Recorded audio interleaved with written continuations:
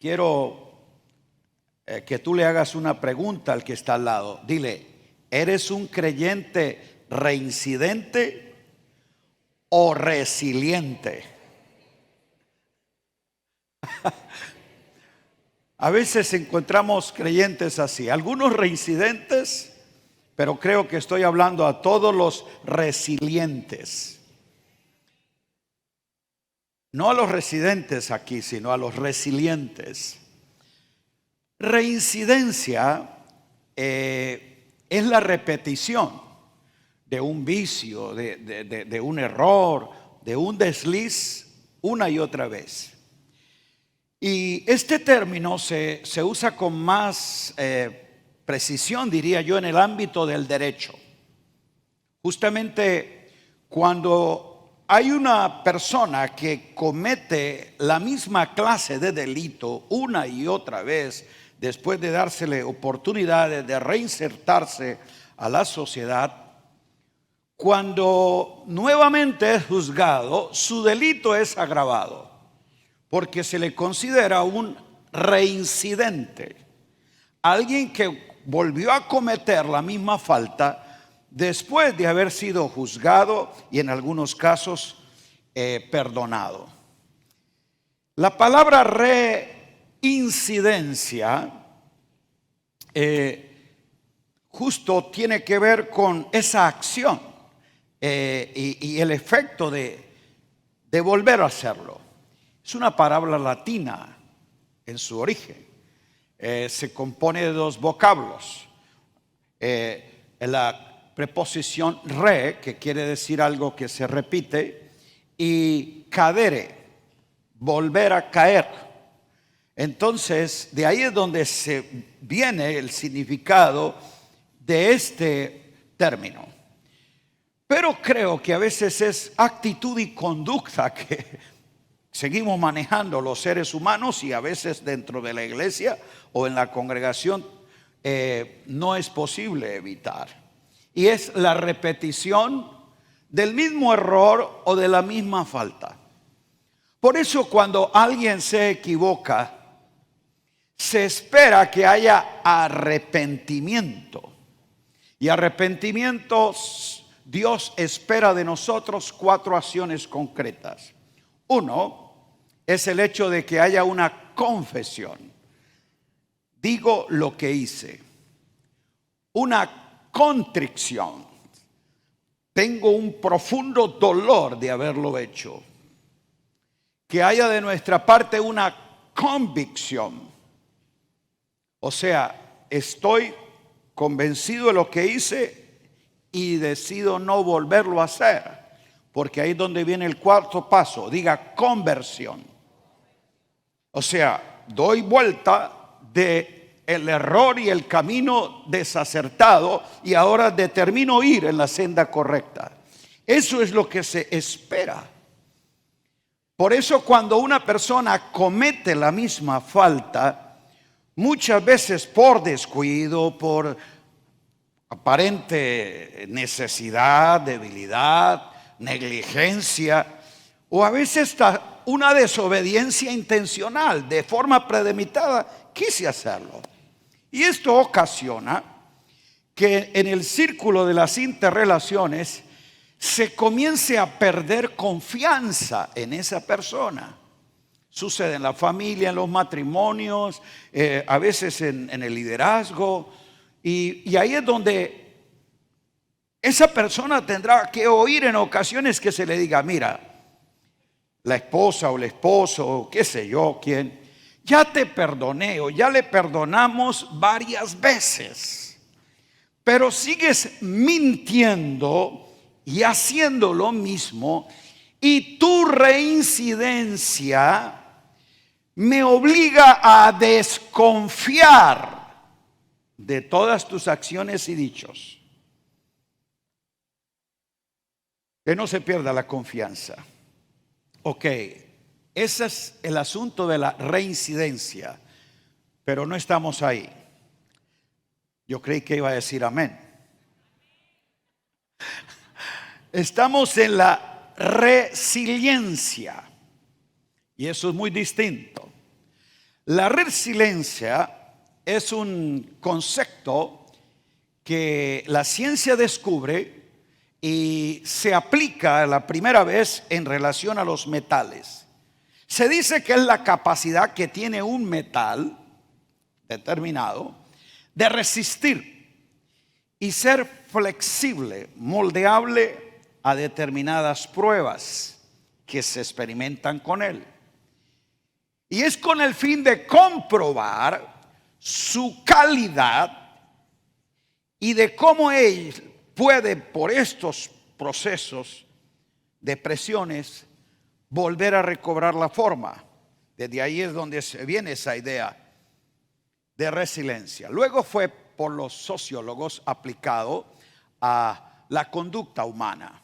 O sea, como también los seres humanos estamos dotados de una habilidad, de una capacidad de superar la adversidad, la presión, volver nosotros a desarrollar, a recuperar o aún a innovar formas y recursos para salir adelante, para afrontar el futuro.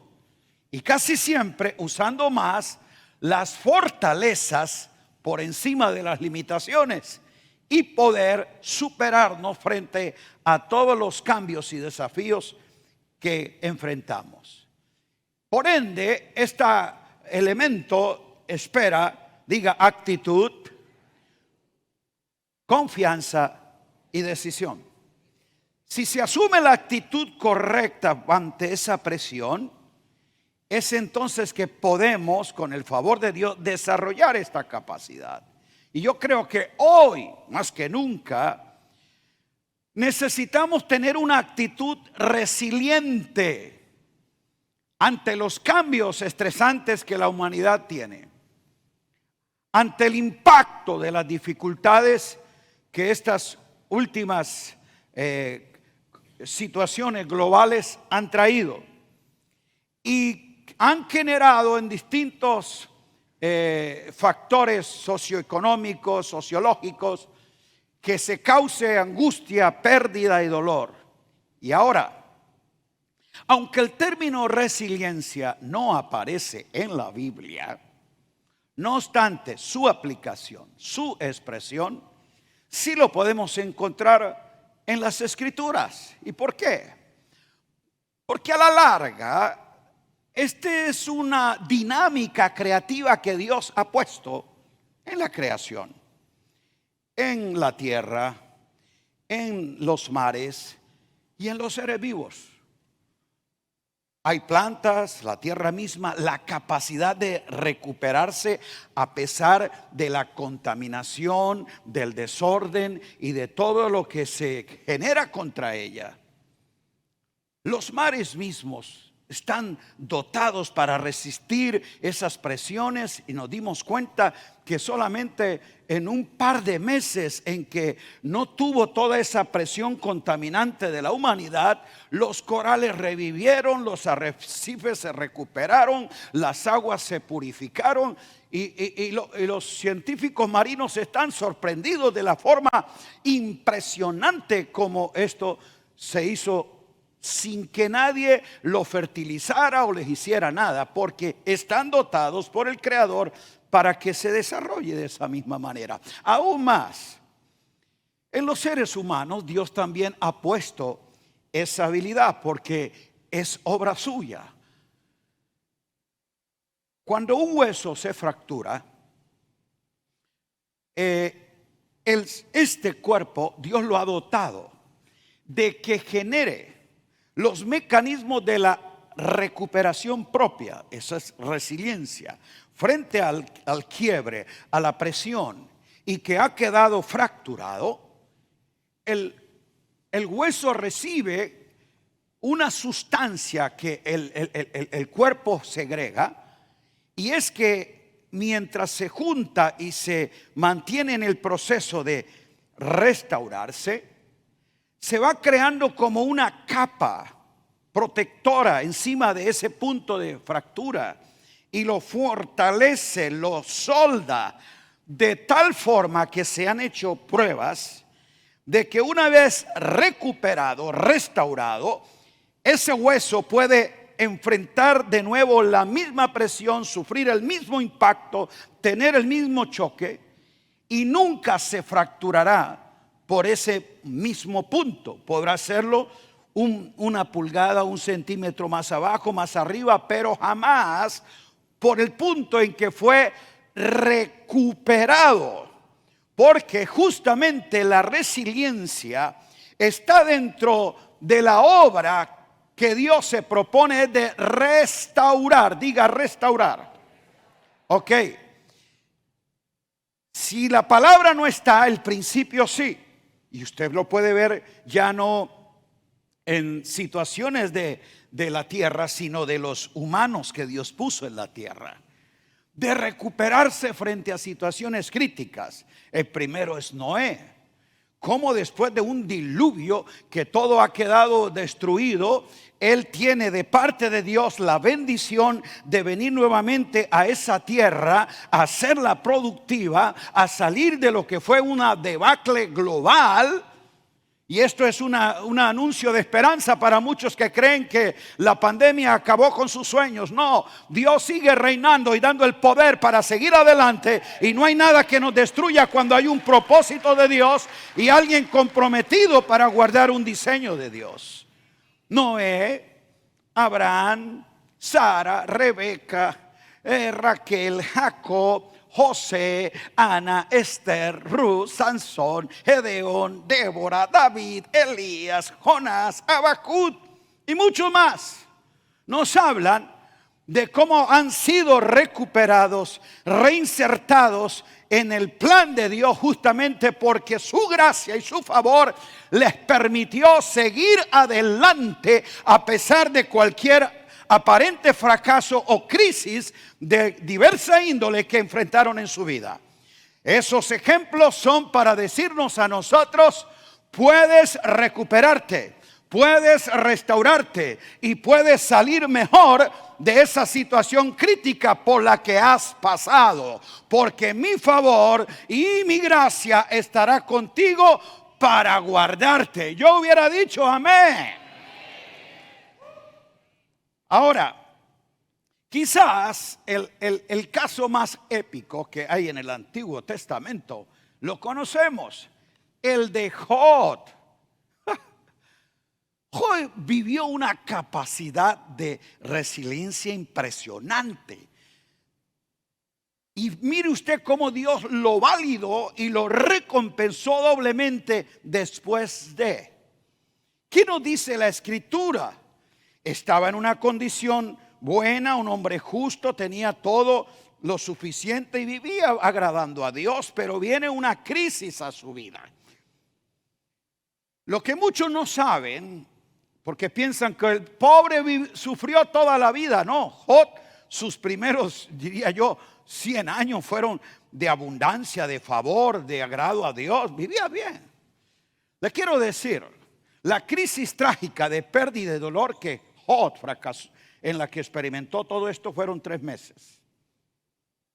Solamente que el relato se extiende justo para saber lo que allí pasó. Pero ¿qué pasó? Ustedes conocen, perdió todo, sus hijos, sus bienes, perdió sus recursos, perdió su salud.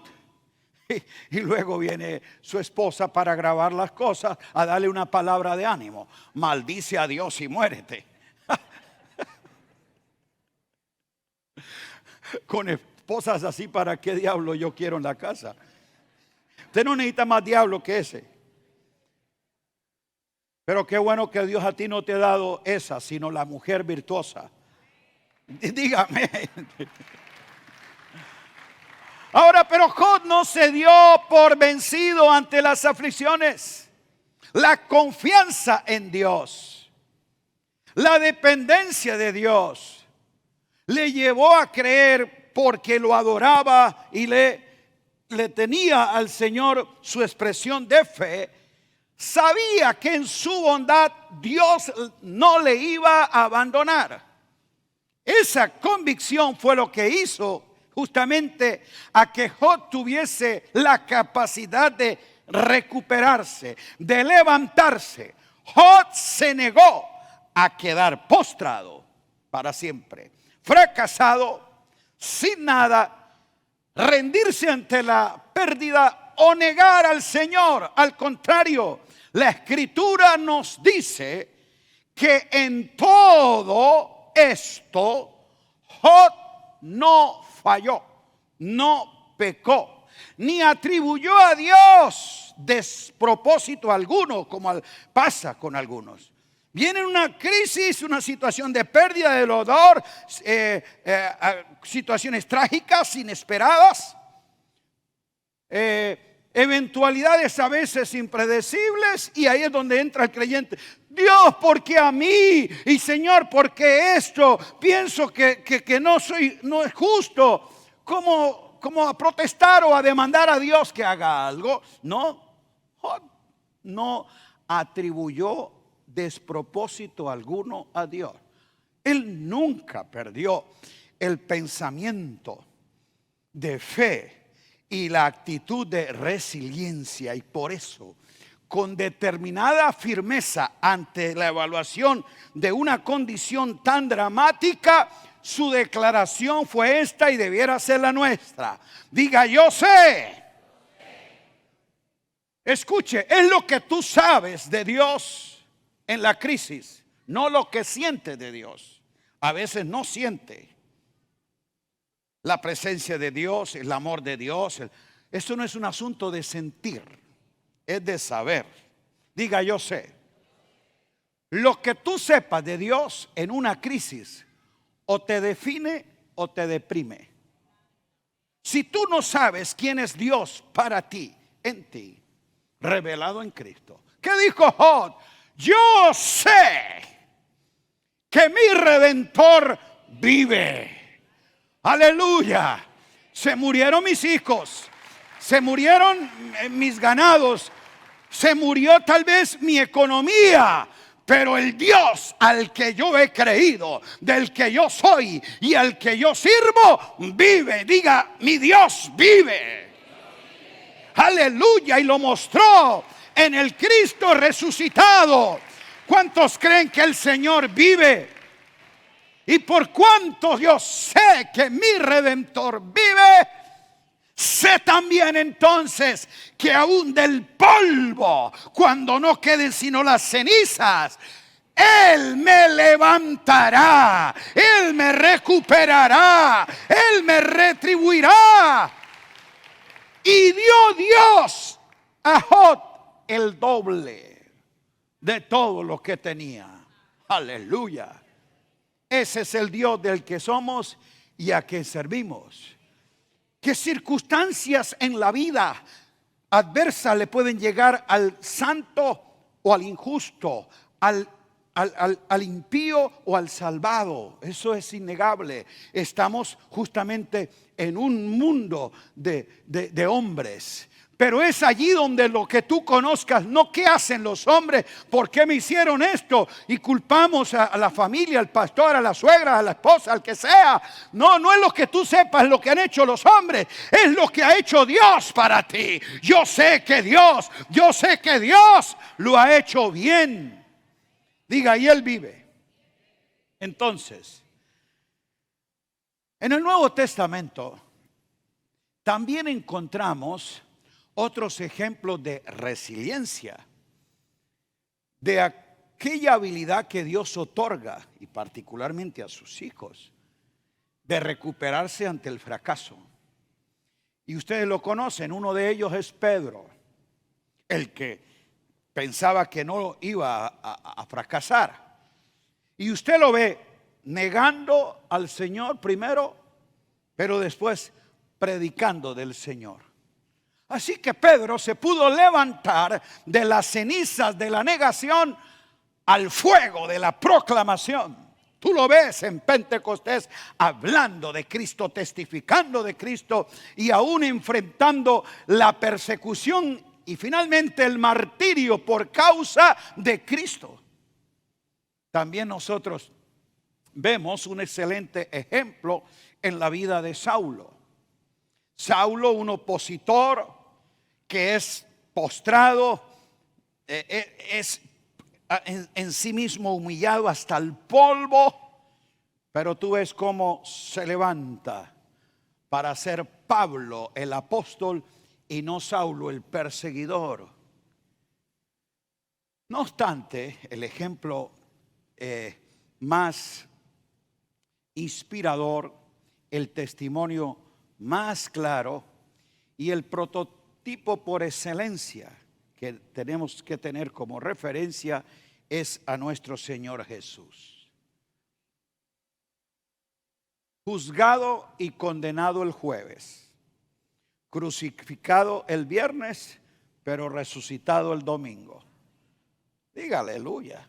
Él vive, Él vive. Ahí es donde tú ves justamente que después de la muerte viene la vida. Es ese poder de recuperación. Y claro que tenía que ser, porque es en Cristo que Dios se propuso redimir, restaurar, recuperar, reconciliar y reunir todas las cosas para decirnos a nosotros hoy que justamente nuestro final no es la tumba, nuestro final es el trono, porque con Él es que estamos sentados juntamente con Cristo en lugares celestiales para reinar en vida. Diga, reinar en vida. Y no piense que reinar en vida es un camino de rosas. ¿Sabe quién declaró eso de reinar en vida? El apóstol Pablo. Y usted no lo ve caminando en los mejores escenarios y viviendo la vida buena. No, aflicciones, cárceles, naufragios, azotes.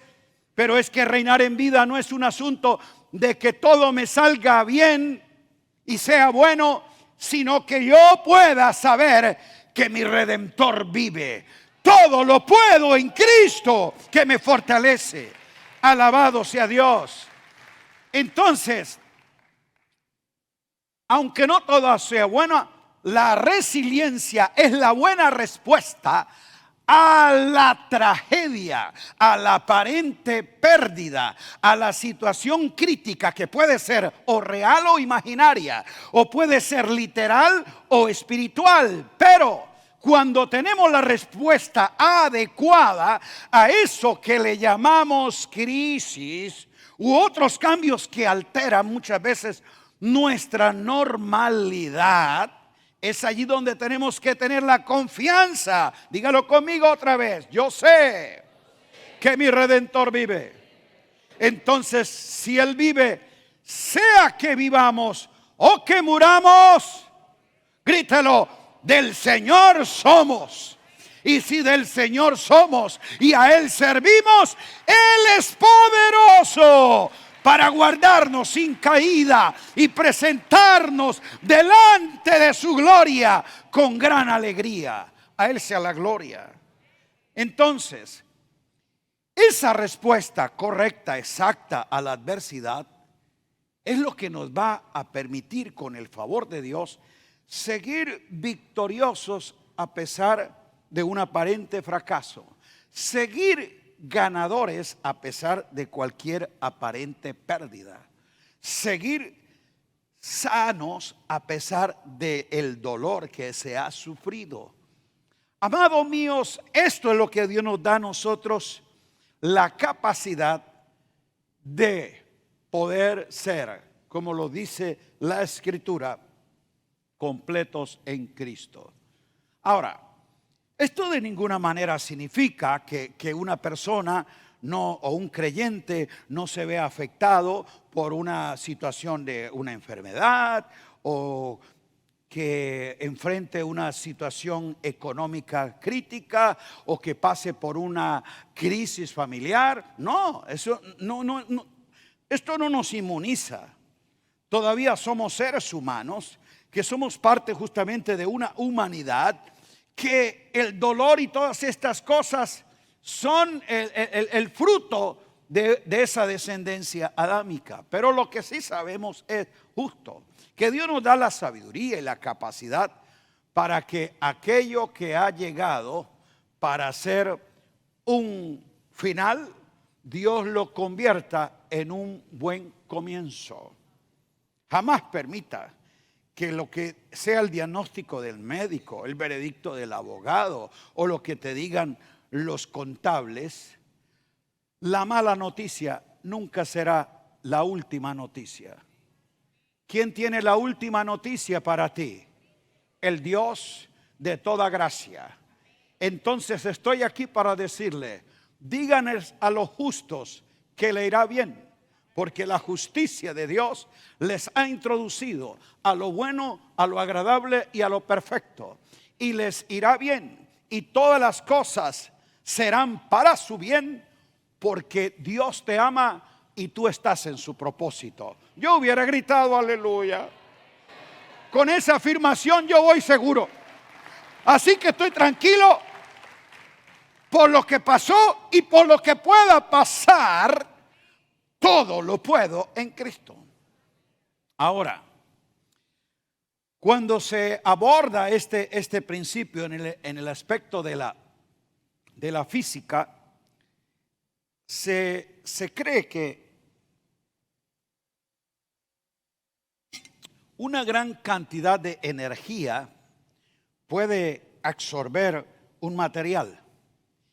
Y cuando lo somete a esa carga excesiva, que el material en su materia propia casi que no puede resistir por esas altas presiones, justamente la resiliencia es que aunque lo hayan desconfigurado por los componentes que no sé cómo, pero él mismo puede recobrar su forma original.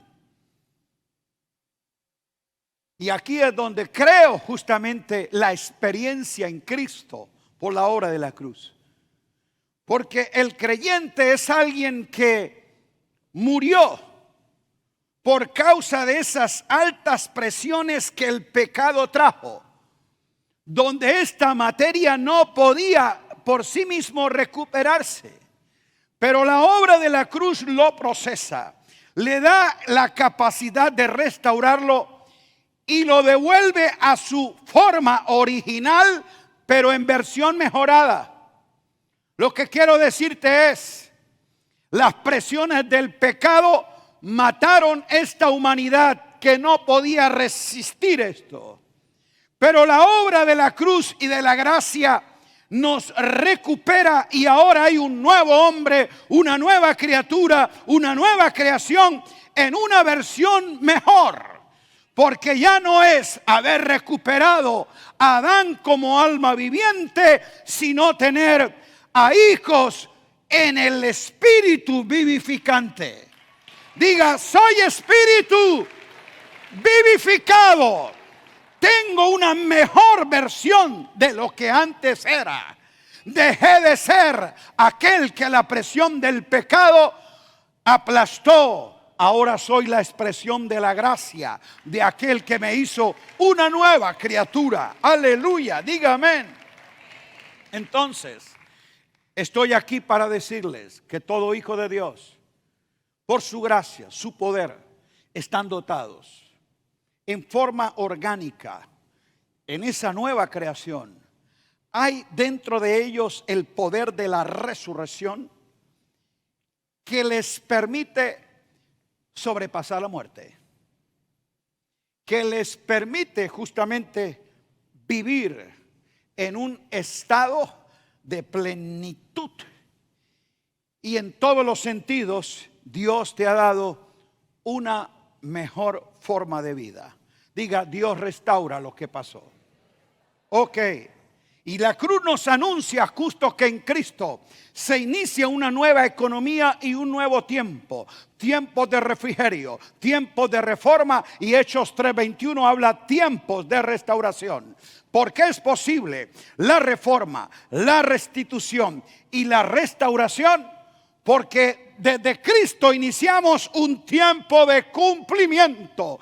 Mira la cruz. Desde allí entonces tú caminas en fe, creyendo lo que Él ha hecho y convencido de lo que Dios declaró a través de Eclesiastés. Diga, Dios restaura lo que pasó.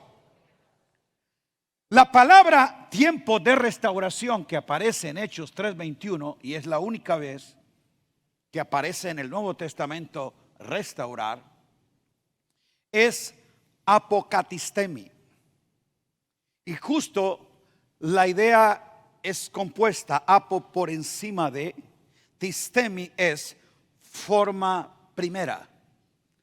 Como Dios por encima de la forma primera hace justo que de la cruz haya una versión mejor del hombre. No del hombre hecho solo a la imagen y semejanza, sino del hombre que ahora es recuperado en la imagen, portador de la semejanza, pero participante de la naturaleza y de la vida del resucitado. Diga: soy la mejor versión.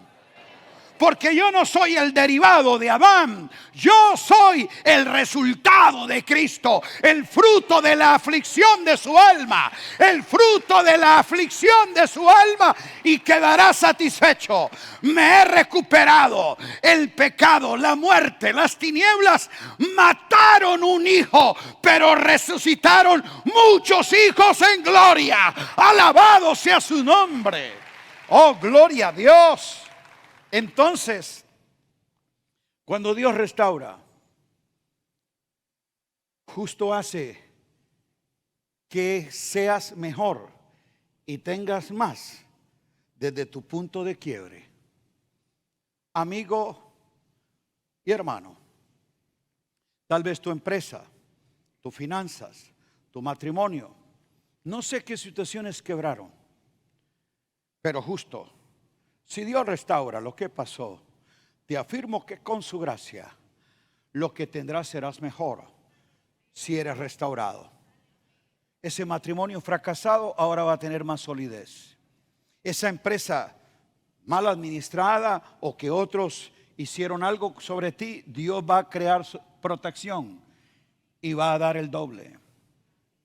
Dios restaura y supera lo que ha pasado. Con el favor de Dios así lo hacemos. Quiero terminar poniendo en su espíritu algunas declaraciones que el apóstol Pablo tiene con respecto a esa capacidad de resiliencia.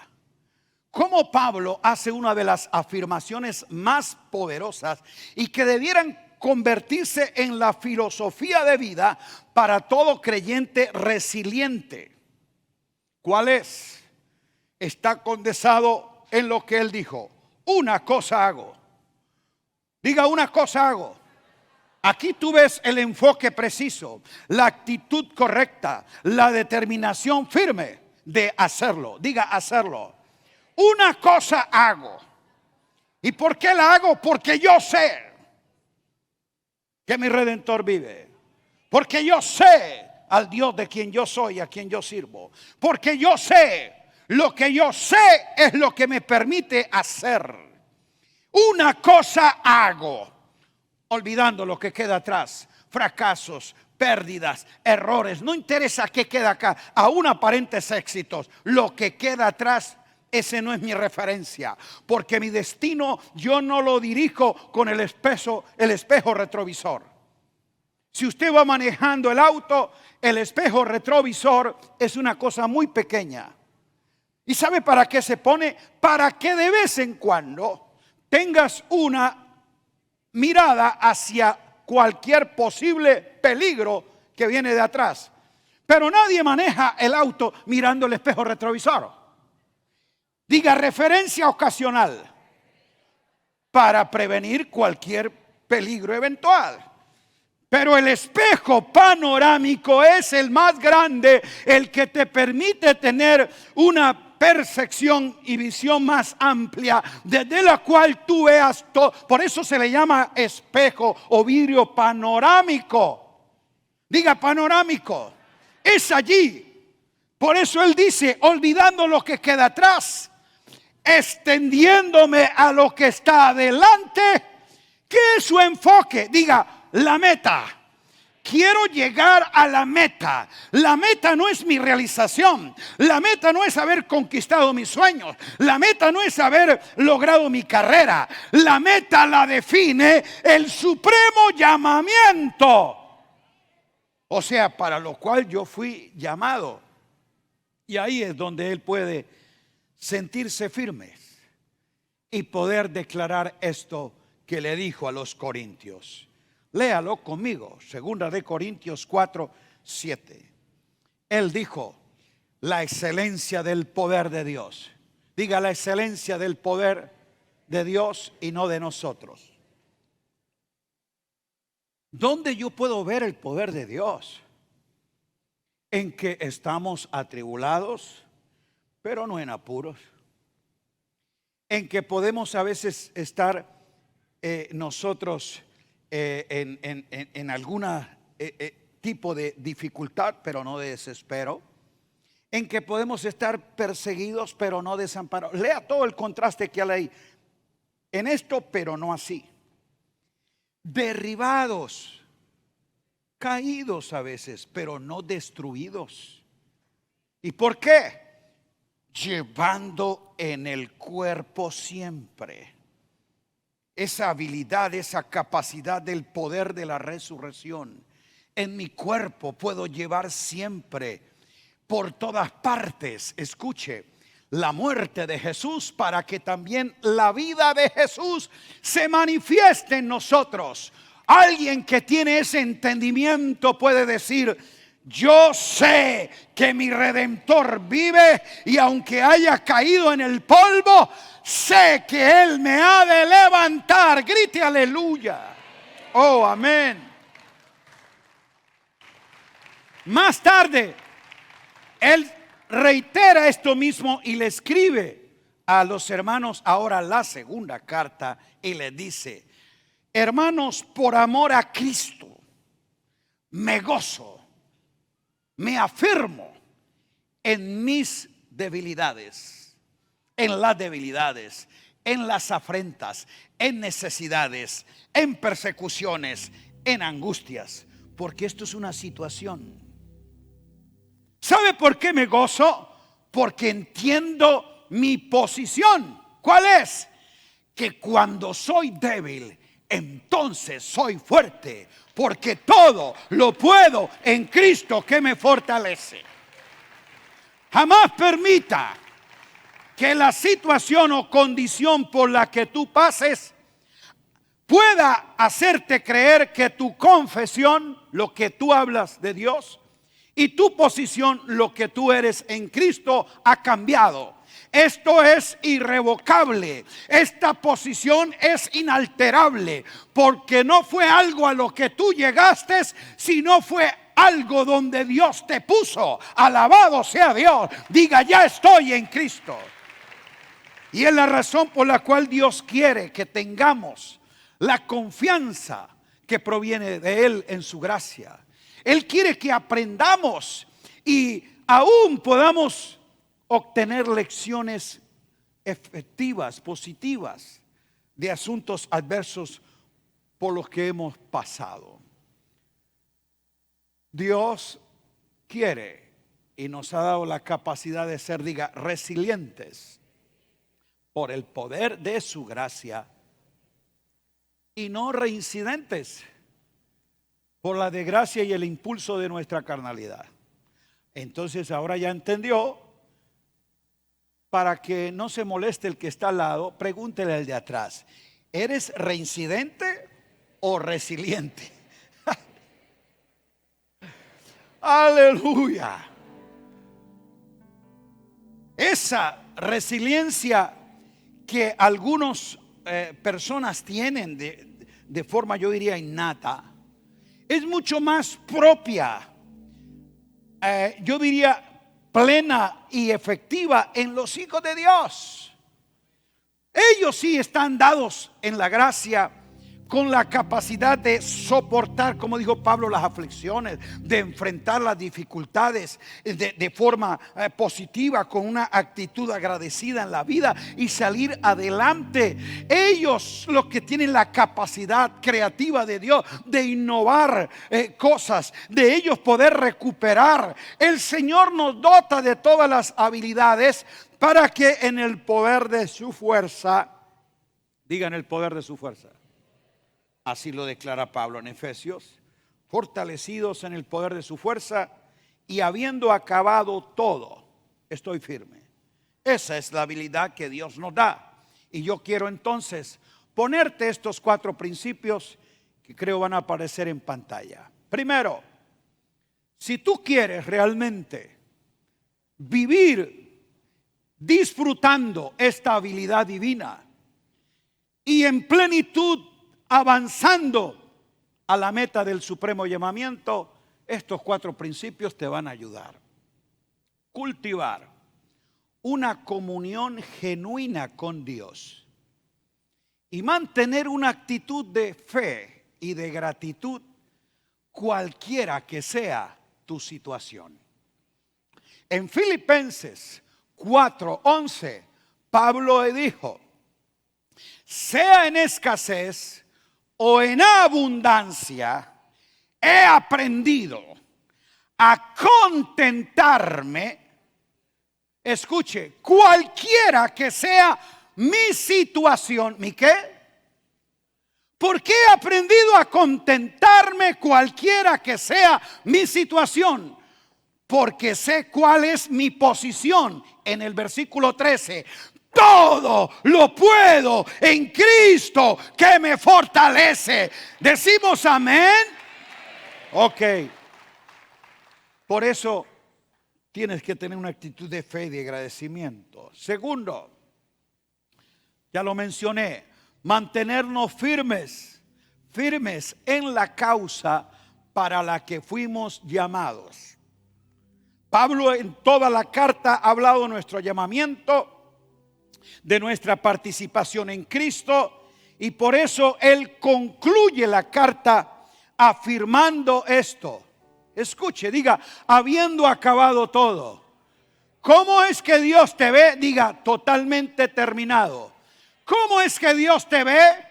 No como un creyente mediocre que abandonó el camino, que arrancó con mucha velocidad, pero abandonó la carrera cuando vio los primeros obstáculos. No, de aquel que inició la carrera, enfocado en la meta y el llamamiento en Cristo, dirigido por eso, no se desenfocó a pesar de la dificultad, los traspiés, los obstáculos, habiendo acabado todo.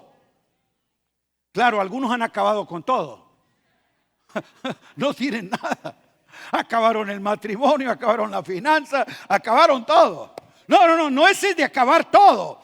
Es de acabar hasta el final. Y habiendo acabado todo, habiendo completado lo que se me dio dado, porque yo caminé desde la obra completada, conocí al que acabó todo, el que hizo todo, el que concluyó todo en la cruz, del que dijo, hecho está. Con esa convicción yo caminé la carrera, y por eso, habiendo acabado todo, ¿cómo es mi final? Dígalo duro, estad. Póngase así, póngase de pie. Diga, así es. Estar firme es pararme sólidamente sobre la roca. Aquí estoy, habiendo acabado todo. No soy el Superman, es su gracia que me sostuvo, es su poder que estuvo conmigo. Alabado sea Dios, habiendo acabado todo. Oh, amado mío, no te veo como un fracasado, como un creyente o un líder o un ministro que fue efectivo, que fue dinámico, pero ahora no, se alejó del Señor, dejó el ministerio, abandonó su matrimonio. No eres de esos. Yo te veo al final como producto terminado por la obra de gracia que te recuperó, que te restauró, porque dentro de ti el poder de la resiliencia dada por la dinámica del Espíritu te hizo mantener firme. Y por eso te declaro lo que Pablo dijo: un final, he acabado la carrera.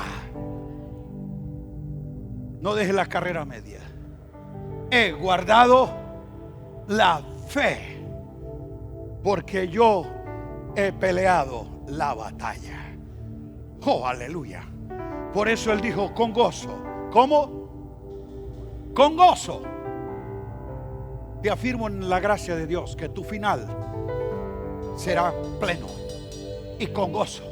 no te veré como un ministro solitario, fracasado, amargado, empobrecido, como un creyente resentido y alejado de la congregación porque esto pasó. No, tu final será hasta el último de tus días fiel al propósito, firme en los planes de Dios, y habiendo acabado todo, tu final será como Dios lo determinó. Diga: pleno en Cristo.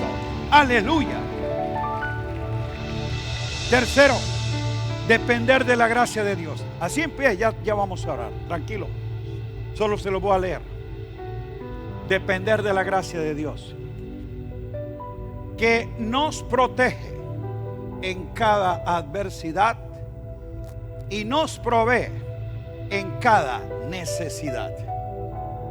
Téngalo por cierto: su gracia es suficiente, su gracia es soberana, su gracia es sabia.